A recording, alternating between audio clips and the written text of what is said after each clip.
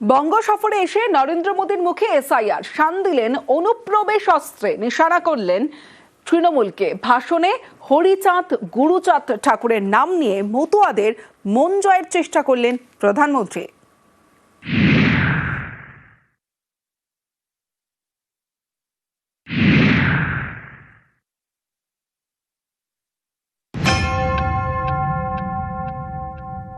जिन घुसपैठियों ने बंगाल पर कब्जा करने की ठान रखी है वो टीएमसी को सबसे ज्यादा प्यारे लगते हैं।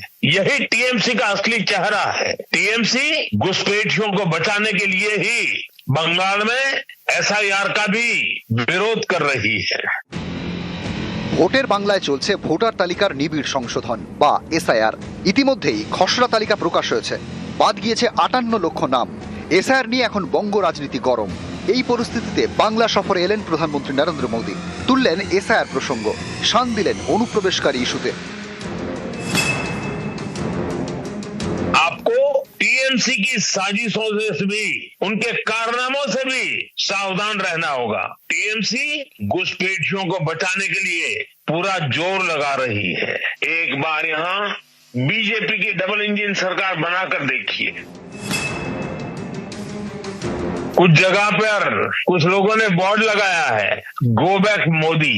अच्छा होता बंगाल की हर गली में, हर खंबे पर ये लिखा जाता कि गो बैक घुसपैठिए।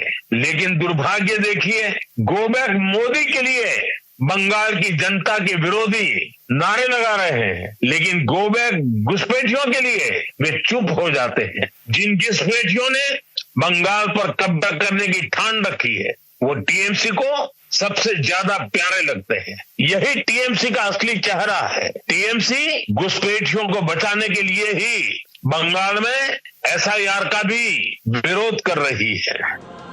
এদিন মোদীর সভা হওয়ার কথা ছিল নদিয়ার তাহেরপুরে। রানাঘাটের এই এলাকায় বড় সংখ্যায় মতুয়াদের বাস।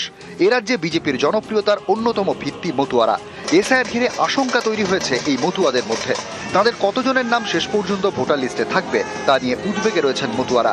এই পরিস্থিতিতেই বাংলায় প্রধানমন্ত্রী টেলিফোনে দেওয়া ভাষণে নাম নিলেন হরিচাঁদ গুরুচাঁদ ঠাকুরের। श्री हरिचांद ठाकुर ने हमें कर्म का मर्म दिखाया। श्री गुरुचांद ठाकुर ने कलम थमाई और बोरोमा ने अपना मातृत्व बरसाया। इन सभी महान संतानों को भी मैं नमन करता हूं। नदिया के गांव गांव में, गंगा के तट तट पर जब हरिनाम संकीर्तन की गूंज उठती थी तो वह केवल भक्ति नहीं होती, वह सामाजिक एकता का आह्वान होती थी।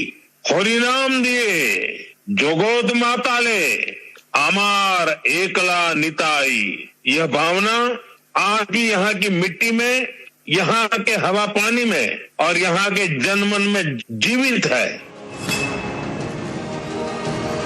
पश्चिम बंगाल की यह धरती वंदे मातरम के अमर गान की भूमि है।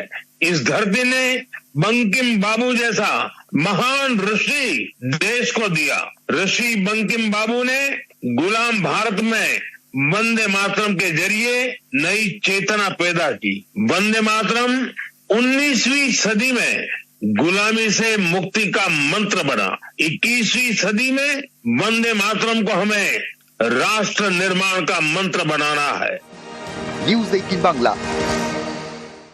অনুপ্রবেশ রোখার দায়িত্ব কেন্দ্রের। রাজ্য পুলিশের কাজ অনুপ্রবেশ ঠেকানো নয়। অনুপ্রবেশ ইস্যুতে কেন্দ্রকে নিশানা কুণাল ঘোষের। আর এসআইআর এ সবচেয়ে বিপদে হিন্দু মতুয়ারা। মতুয়াদের আতঙ্ক কাটাতে কোনো বার্তা নেই মোদীর মুখে।